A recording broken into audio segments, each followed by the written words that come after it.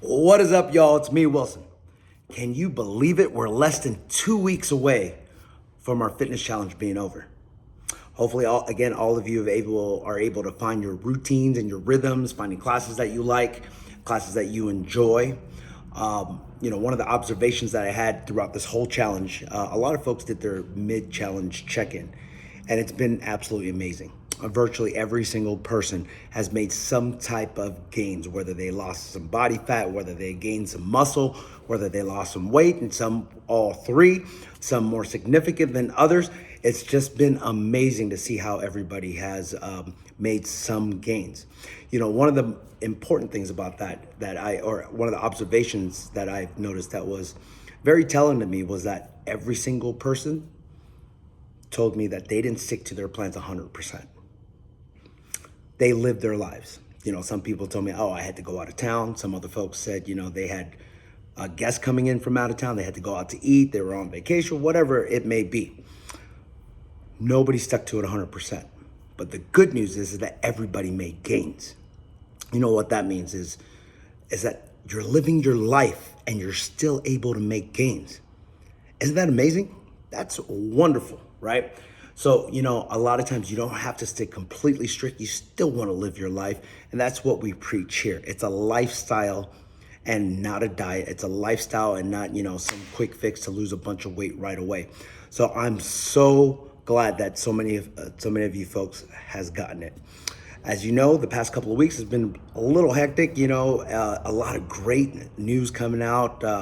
Amy donated her kidney exactly a week ago today. Pretty significant, because of her, somebody's able to give their loved ones hugs again and be able to dream again and hope again. So, thank you, Amy, for saving somebody else's life. It's been great. Because of her donation, a bunch of other patients have reached out to me, telling me how inspired they were and that they weren't, that they were going to continue to fight their battles with kidney disease. So it's been absolutely amazing. It's been wonderful to see, wonderful to witness all of this happening firsthand. Amy right now is doing absolutely fantastic. I think the biggest complaint that she has is that she's bored out of her mind, but it's okay. She's recovering. I wanted to talk to you guys today about some of the things I talk with other members. One thing I got from a lot of members that a couple of folks weren't able to make it to some of the classes. They kind of took off the past few days, and what they were saying was that I didn't have time, or I didn't feel motivated to go. And that really hit me a little bit thinking about that. Thinking about what happens when we're not motivated, what happens when we don't want to go. If we are waiting for motivation, if we are waiting to be inspired, if we are waiting for a time where we feel like it, those times are easy. But there's going to be many times we don't feel like it.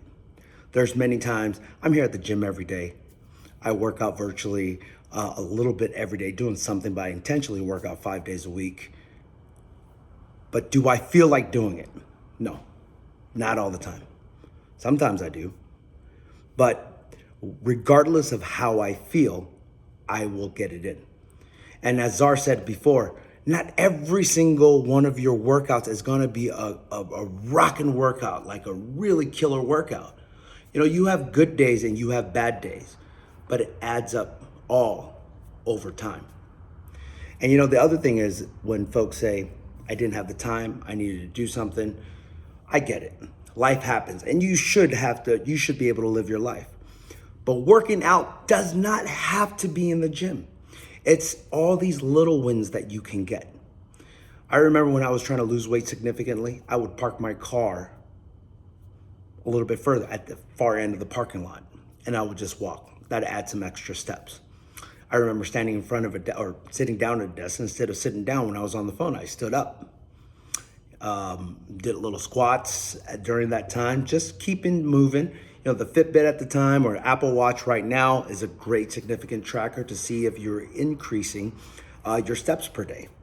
And I don't know if all of you have heard Dr. Jackson's interview I did with him. The majority of our calories that we lose per day, other than our basal metabolic rate, which is the calories we need to survive, is our daily routines. walking around the house, walking around the office, walking to the gym, walking to our car, going to the bathroom, eating, chewing. All of that stuff is the most significant burning of calories that you have per day. So do more of it. So again, you don't have to be in the gym, and you don't have to get a full hour of strength training or a full hour of HIIT class or half an hour of HIIT class or any of that stuff. It could be a matter of getting a 10-minute walk right after lunch or a 15-minute walk. It could mean waking up 10, 15, 20 minutes earlier to get a 10, 15-minute walk in. All these little things adds up.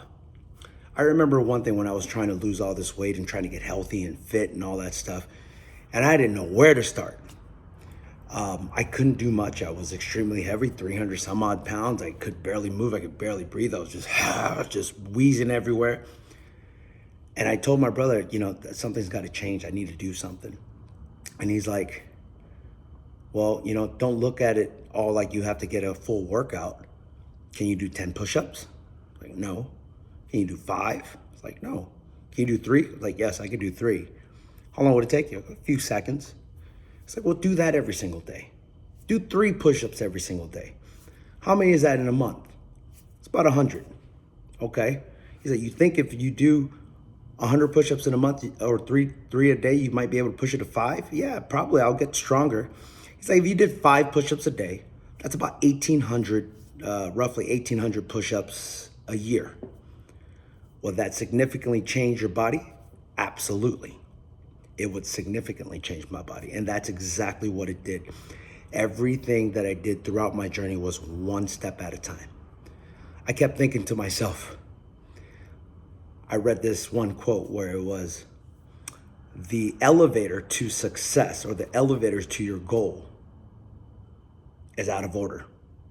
You got to take the stairs and you got to take it one step at a time. So, again, workouts don't have to be in the gym. You can take it out other places, walk a little further, spend some more time, 10, 15 minutes on your, go for a walk. It doesn't have to be here in the gym. If you don't have the time, figure out other alternatives to get a bunch of these little wins that will add up to one of these big wins, okay? But other than that, really think about all that stuff. You either run the day or the day runs you. All right, we'll talk to you guys soon. See you in class. Thanks. Peace.